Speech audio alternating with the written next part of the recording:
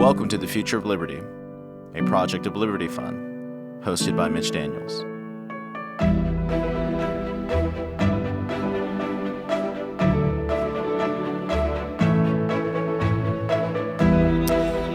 Greetings, I'm Mitch Daniels, and on behalf of everyone at the Liberty Fund, welcome to the latest installment of our podcast, The Future of Liberty.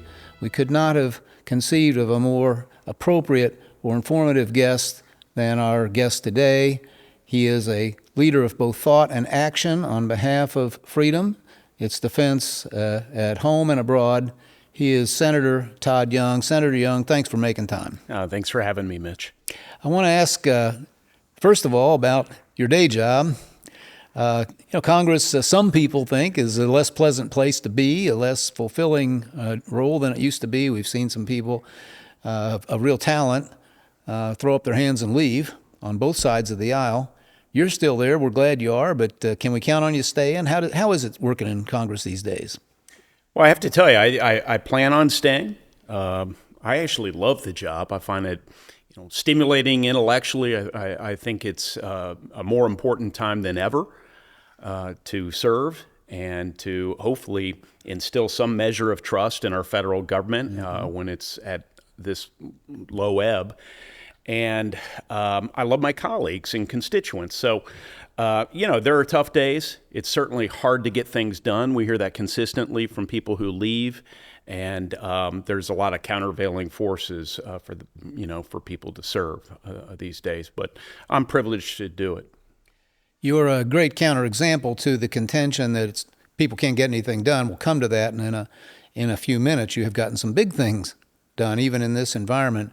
But before we move on to some of those, I just want to ask, when you're together with your colleagues in the party caucus or in bipartisan settings, how often does the word liberty, the word freedom, or concerns about its status come up? It comes up periodically, but not enough. Mm-hmm. I frequently lament that we don't return to first principles enough, which is why the Liberty Fund is so important. Now, you're dedicated to exposing people to the thought behind our first principles. What I think we need to do is return to defining these key terms, these foundational terms, and when you think of liberty, to me, it's about having the freedom, having the ability to go out and pursue whatever ends one pleases, but of course subject to certain limitations. And there's a positive dimension to liberty, a negative dimension. I tend to gravitate more towards this negative view of liberty, which is we want to be free from external interference. But like everything, that has to be tempered with sort of reality and real-world needs of constituents. Well, reality has begun to make itself plain as it does over and over through human history. America had I'll call it a pleasant holiday from worrying about foreign threats, but that's over now. Several are very plain. And so I want to ask you some questions about that. You're as credible on this as anyone we could ever host here. You're a Naval Academy grad, a Marine Corps veteran, and you've worked on these issues now during your federal service. When you array the various threats, and I think threats plural is probably accurate the way to ask it, which do you rank the most serious and the most immediate? Well, I mean, there's a structural threat to our liberty right now. And by that, I mean, we live by a series of rules. Domestically, those rules are enshrined in our laws, our statutes, our court decisions, and the norms that we've established, norms of acceptable behavior. And we frown on when those are violated. And sometimes we develop rules because those norms are no longer being followed. We have a similar sort of, yes, they're bodies of law, but also these norms of behavior internationally that protect our economic freedom so that we can trade, prevent people from stealing our intellectual property, and ultimately they prevent bad actors, bad leaders of countries from stealing territory and threatening the freedoms of our friends and ourselves. And that whole body of rules and norms is being upset by a couple of malevolent countries, but the numbers are growing. China, communist China, of course, Russia with its invasion of Ukraine. You throw Venezuela and Iran into the mix, and you have what Anne Applebaum, the writer for The Atlantic, has characterized as autocracy incorporated. Mm-hmm. There's now cooperation among those who really don't share particular beliefs ideologically, other than they want to remain in power.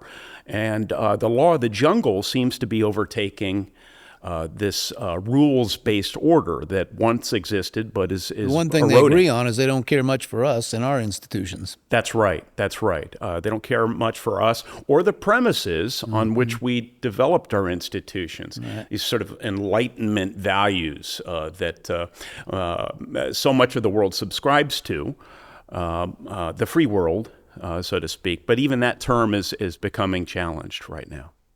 Let me ask you a China-specific question. Yes. I'll probably have a couple more before we're done, but there have been different schools of thought about China. They were going to liberalize as they became wealthier. That didn't happen. Yes. But now it seems there are those who believe they are to be feared and guarded against as a primary threat. Others who think that they have within them the seeds of their own undoing.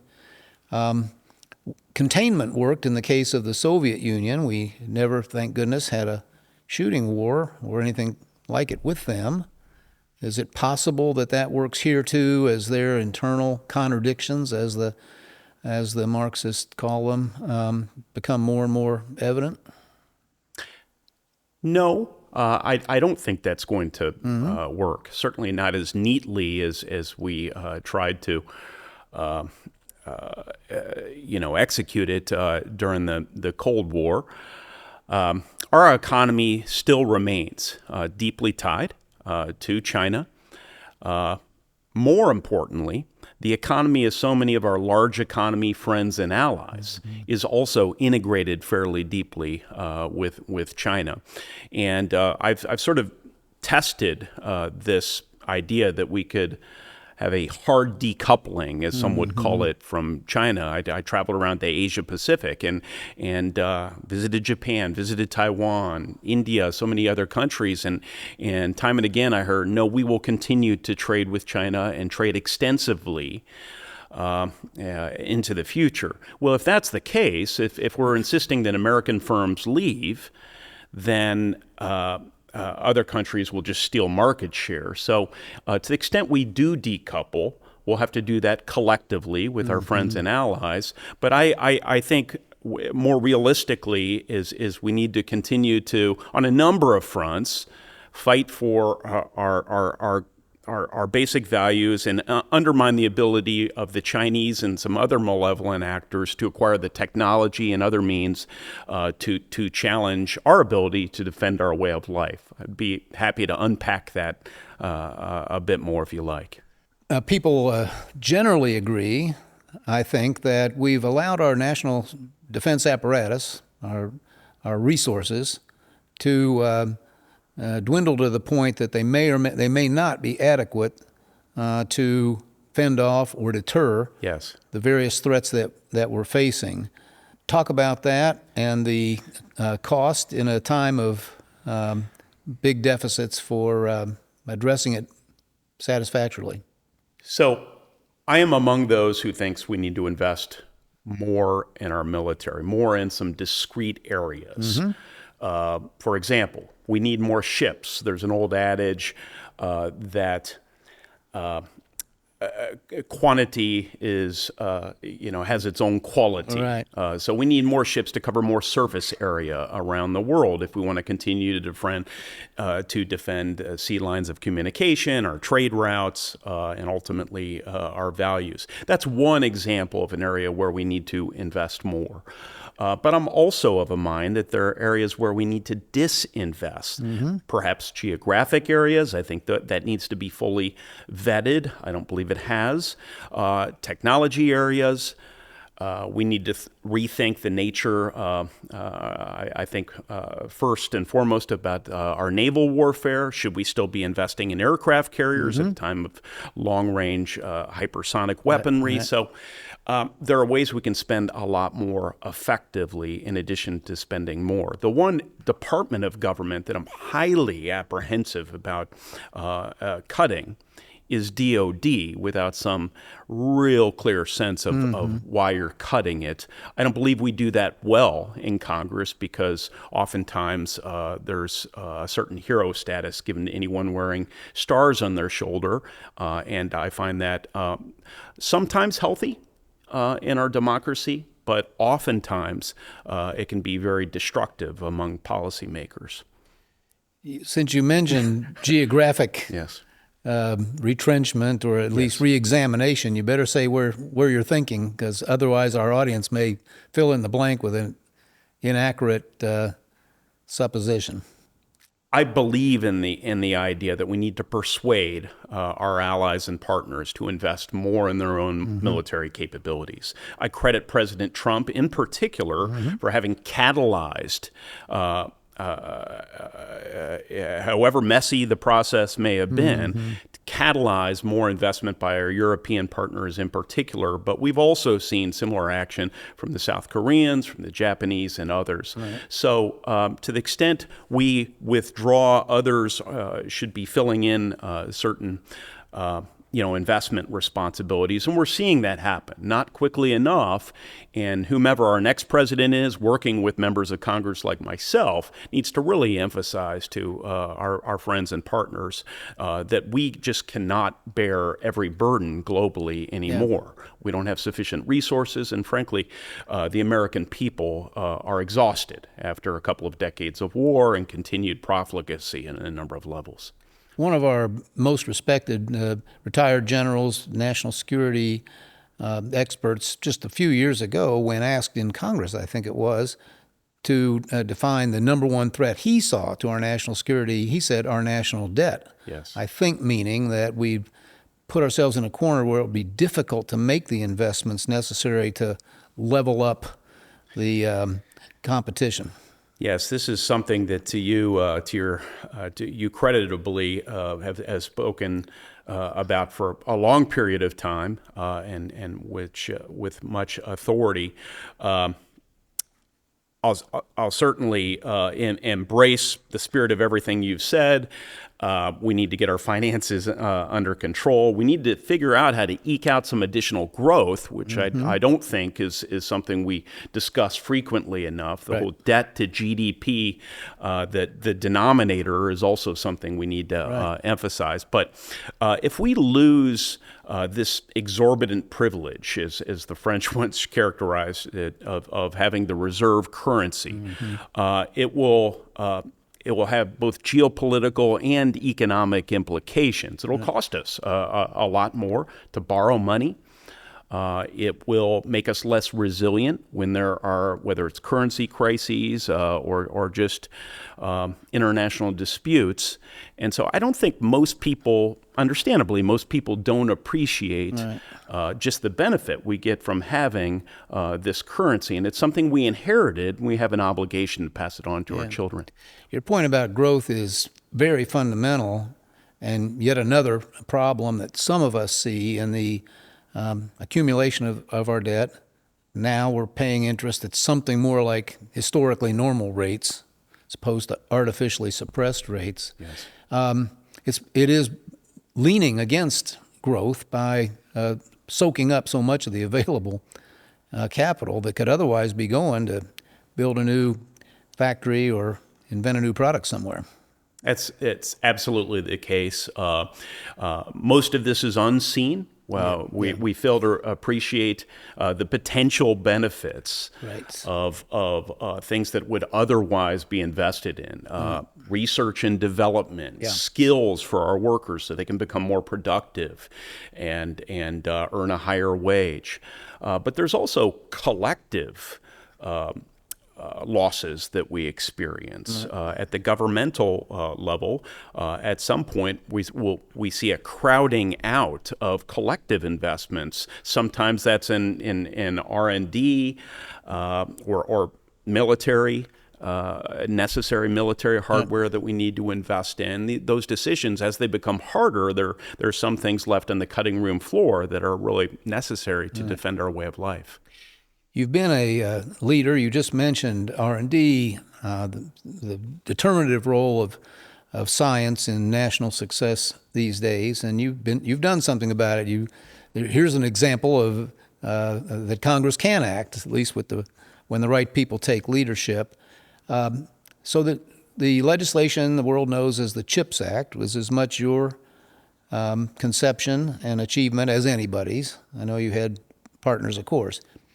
But I'd like you to talk about this. First of all, from the standpoint of what you think it can accomplish in making us, if not independent, less dependent on fragile sources, and why semiconductors are so important in the first place. Sure. Well, there are two pieces to the CHIPS and Science Act, if I were to highly oversimplify. The science piece is investment in emerging technology, looking at the benefit to cost ratio of investment in university and DOE lab-based research over the years, and you've seen this through your previous leadership role at Purdue University, perhaps most closely. But we as a proportion of our economy over the years, invested in less of that in the physical sciences and certain areas of applied research, irrespective of our own economic history, particularly the space race that showed we reaped enormous benefits in terms of our national security from those space race era investments, and then economically. I mean, even today we enjoy the fruits of an aerospace industry that would not have been possible without those federal investments. So that's the science piece. The semiconductor piece is more what you see is what you get. We'll unpack the details, but we saw in the midst of a global pandemic that we had auto assembly plants here in the state of Indiana that had to idle multiple times. Heck, if you went to Walmart and tried to buy a toaster, you'd find that the shelves were empty. Almost everything in a digitally enabled society, which is increasingly what we're moving towards, is dependent on semiconductors. This is the critical input in, what some call a fourth industrial revolution, this digital revolution we're in. And perhaps most importantly, even in our weapons platforms, radars, jets, nuclear weapons, they have semiconductors. We need to be able to trust the fidelity of these semiconductors. Will they work when we need them to work? Do they have the sort of resistance that are needed, et cetera? Moreover, there's a broader term here that is often used, I think, too liberally. It's called economic security. I think there's a very powerful dimension to national security that we're now thinking about, which is the resilience of your economy. The mantra for those of us who believe in the beauty and the elegance of a free market for decades has been, let's allow individual economic actors and businesses to chase where they get the highest return on investment, seeking efficiency, right? Well, when that is done at the expense of the broader resiliency of an economy, it has spillover negative effects on all kinds of Americans. The CHIPS Act was designed to give our economy more resiliency by reshoring much of that semiconductor production here in the United States. The approach we took was some tax incentives and other things, but mostly it was subsidies to those businesses that manufacture semiconductors in order, as a governor would, in order to compete against other countries that offered similar subsidies. The approach that was taken is generally described as industrial policy, and it has its fans, and obviously you had to work with many of them in order to make this thing happen at all. But many of those you worked with are eager and have in fact advanced it in Yes. other sectors, very remote from semiconductors. Was this, in your judgment, a unique exception, or was the approach taken of heavy public investments, despite what the market might be saying? This was a unique approach. Yeah. I'm going to anticipate the end of that question with respect. I have leveled criticisms at the extension of this intervention, this adjustment to how we think about markets to other areas in which I regard it as inappropriate. One, for example, would be green energy. If we really want to catalyze a revolution in green energy and drive down the cost and increase the effect of green energy, we invest in where the science portion of Chips and Science did, innovation. Right. We didn't take that approach for mostly political reasons, I think, or politicized economics. So I'm open to other cases where we need to take risks out of our supply chain. And I will accept those, just as I did with in the semiconductor context. I would criticize many on the right, including some of our most well-read publications, for not changing the model as reality suggested they should. But on the left, this gratuitous extension of this exception to all kinds of cases, I think, is very dangerous and will increase prices on our economy at a very time we're trying to reduce them. I'm glad you anticipated the question, because I anticipated the answer, and that's why I asked the question. Thank you. It's an important answer. Yes. But let me ask you one last dimension of that.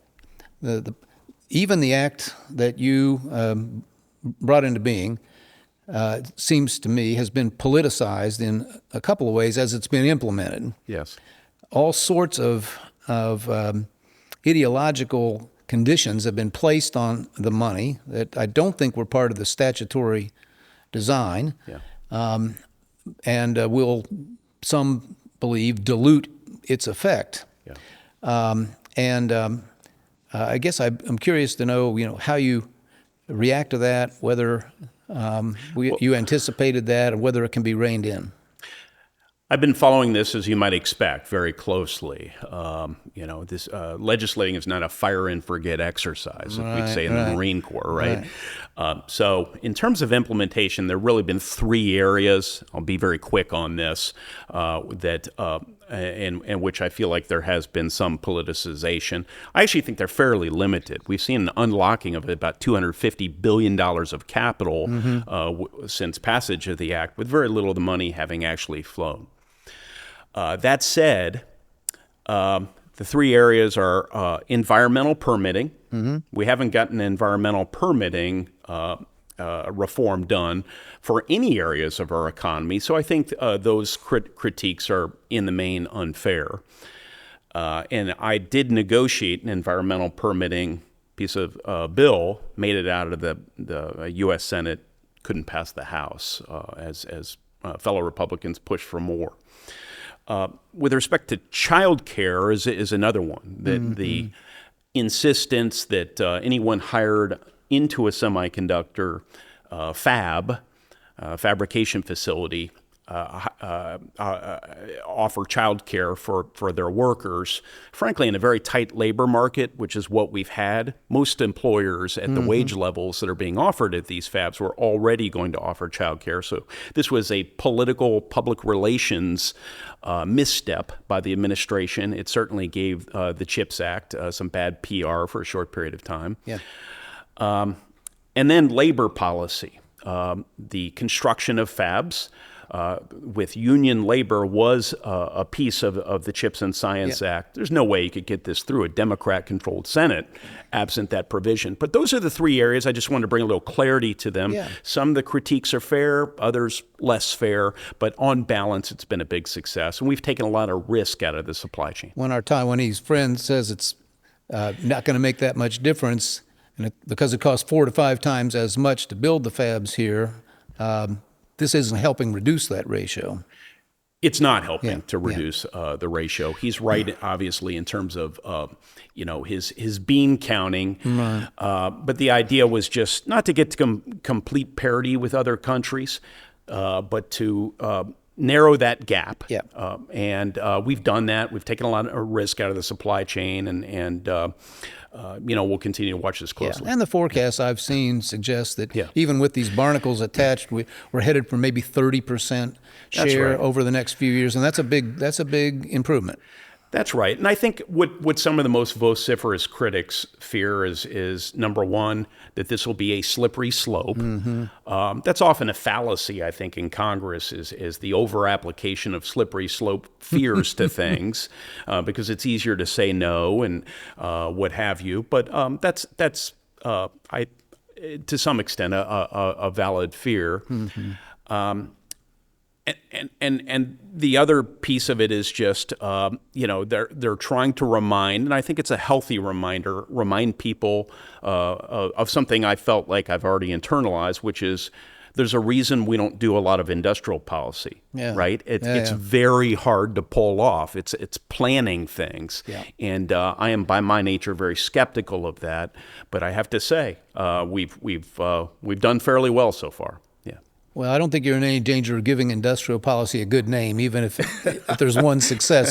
There's enough casualties back down the trail. That's right. One last suggestion maybe for your oversight. On the science side, there's been a politicization some of us have seen there too. The violation really of the principles of scientific merit, genuine peer review, the requirement that science be done a certain way or by certain people, as opposed to that which most provably advances knowledge. And I hope somebody's keeping an eye on the spending agencies and hoping to see that reined in. It's unfortunate that sometimes, even the scientific method is being politicized, sort of masquerading as social policy masquerading as the scientific method. We can't allow that to happen. I agree. It's an area to be more vigilant. Talk about the topic du jour, AI, in the national security context. Few people have as much insight into this as you do. We've seen, at least to we amateurs, a more rapid move into autonomous weaponry, low cost, high quantity, drones and so forth. What implications are there here for the kind of military we have and have typically built, and for us, our vulnerability to those who wish us ill may not have the same resources, but may not need them as much anymore?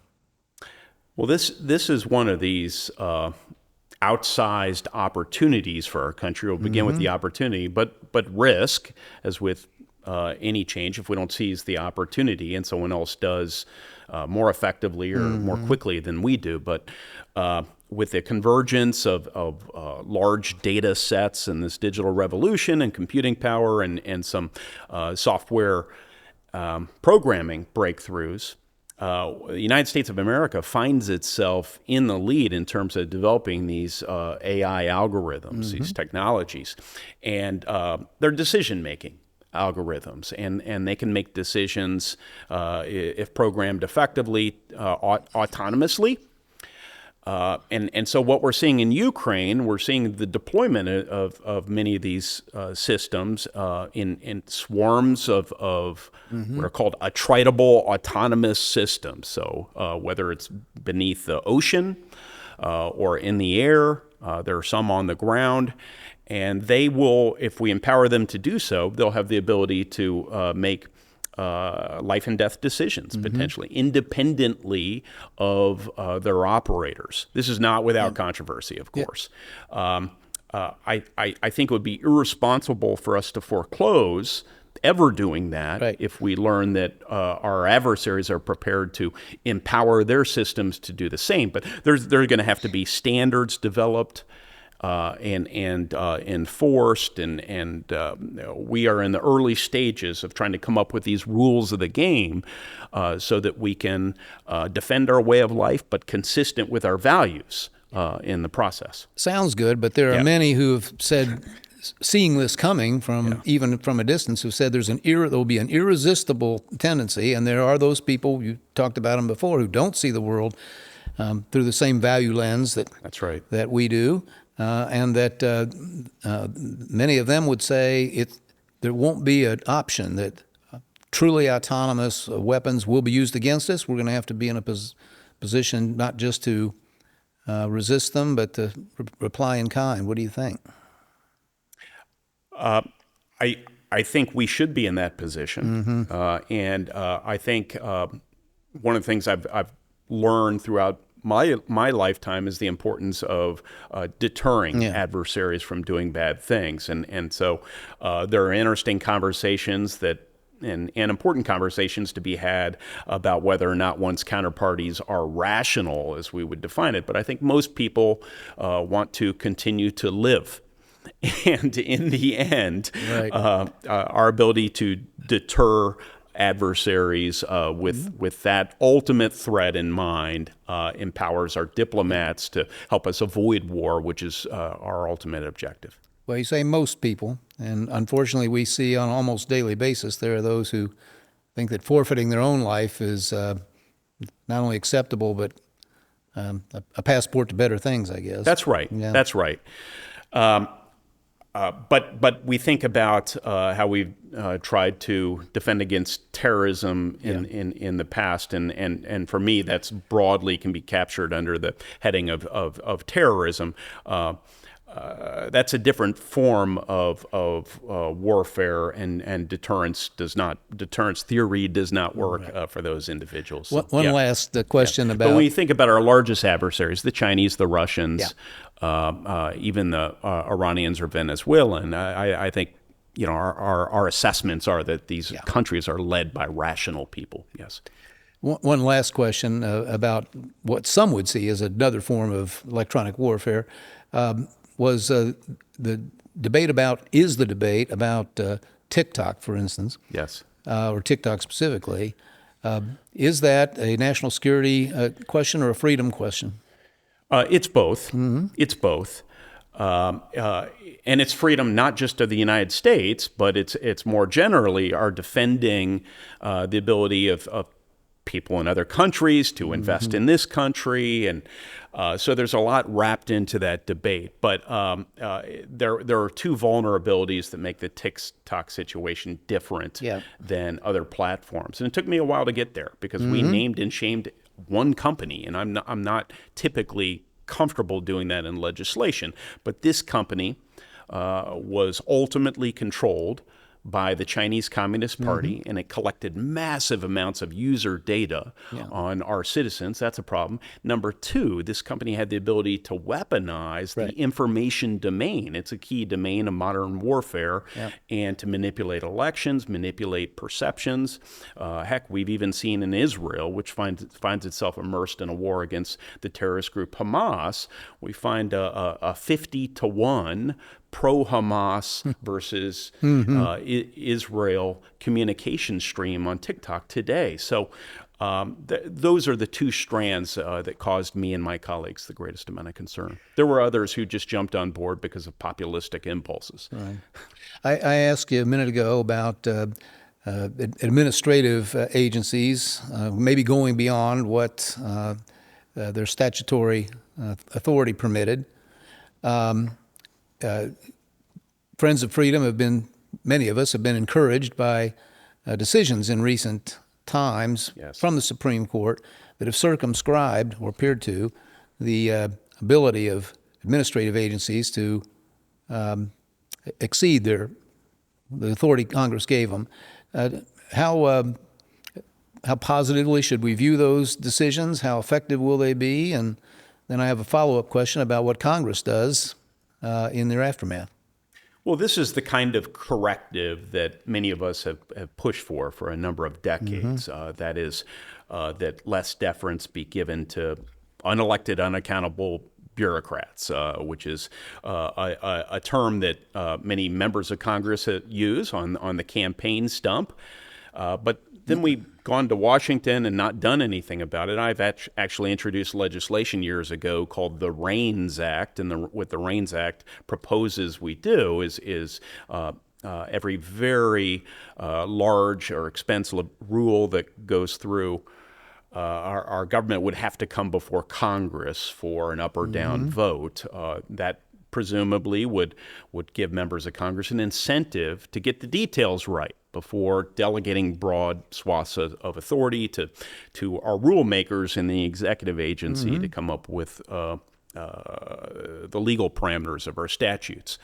The Supreme Court basically has done that work for us by saying our country will no longer give such deference to the unelectable, unaccountable bureaucrats. But now this puts legislative responsibilities back in the laps of members of Congress. Some of your colleagues may not want the present. Well, they may not. Many of them don't seem to relish the opportunity of making hard decisions. Instead, they enjoy the limelight of being a member of Congress and so forth. But proclaiming some lofty goal, that's right, without having to vote for the consequences or costs. But I think now that the incentive structure is as it should be, members of Congress will be looked to get the details right. And then if our system works as designed, the American people will be charged with holding to account those who really don't get things done. Well, you've been willing for a long time, but unfortunately, I think haven't had enough help until now. So well, that's kind of you. Well, we'll see. I asked you early on how often people worry about our liberties and freedoms in the meetings you attend and the settings you inhabit. Clearly, one side of our national debate is very, very comfortable with an ever-growing, ever more intrusive central government, one that can dictate to states, and one that can dictate to a large extent to us as individuals. On the other side, there's have been those who have resisted that and tried to advocate for free markets and greater personal freedom generally. It's said these days that side of the debate is now somewhat fractured, and that there are those who are sometimes described or self-described as populists, who are more comfortable with interventions economically and perhaps in terms of personal choices. What do you think?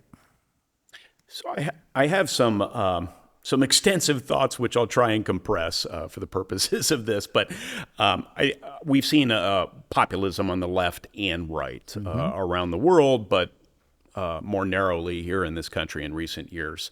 On the left, we saw a number of supporters of Bernie Sanders when he ran for president end up supporting Donald Trump for president. So, and I think those who are the strongest supporters of former President Trump would embrace the term populism, as long as from the outset we don't make it a term of disparagement. I think if we look at populism, why has it happened? It's happened because some of our leaders have really not lived up to the responsibility of adapting our policies, our decision-making to the changes in the world. We've made some unwise decisions in foreign policy. The American people aren't particularly happy with the way Iraq and Afghanistan turned out. And then economically, it's as though this digital revolution hasn't happened, globalization hasn't happened with all its implications on economic inequality and upward and conversely downward mobility. Yet we're dealing with a 40-year-old policy agenda from what some people characterize as more traditional Republicans. So had there been incremental adaptations to the changing world around us, I don't think there would be such populism. Again, that's a compressed explanation for the forces around us. So I think the challenge for those of us who don't want to offer people superficial and unworkable solutions is to come up with some new solutions to achieve the populistic, the outcomes that are desired by followers of populistic leaders. Yeah. What are your answers for ensuring that my kids have more opportunity, even though they grew up in an area that's less dynamic and with lower socioeconomic sort of status? What are your answers to living in this increasingly multipolar world? How are we going to change our foreign policy? I mean, some pretty fundamental questions, and I think we've gotten soft and sloppy. So final question. I like to ask each of our guests this. It's 2050. Is America more free or less free than the America of today? The America of 2050 is going to be more free than the America of today. Lest anyone think that that's just a politician ending on an upbeat note, which I suppose would be fair. If you just look at our history, I mean, the one defining quality of our history is adaptation, innovation.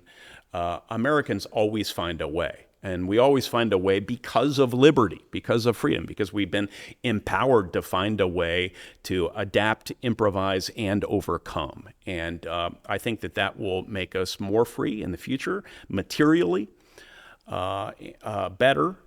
It will make us feel more secure, and it will reinstill a certain confidence in our basic institutions, which are charged at helping us collectively work together to adapt. I buy it. And one reason I buy it is because I've spent this time talking to a cardinal example, really, that new solutions can be found that are responsive and that are sensitive to the very legitimate concerns of everyday people. And I want to thank you, Senator Todd Young, for these moments together, but much more so for your leadership, the example you're setting in our legislative and national life. Go forth and multiply, please. Thank you for coming. Thank you all for joining us. The Future of Liberty has been brought to you by Liberty Fund, a private educational foundation dedicated to encouraging discussions of the ideal of a society of free and responsible individuals.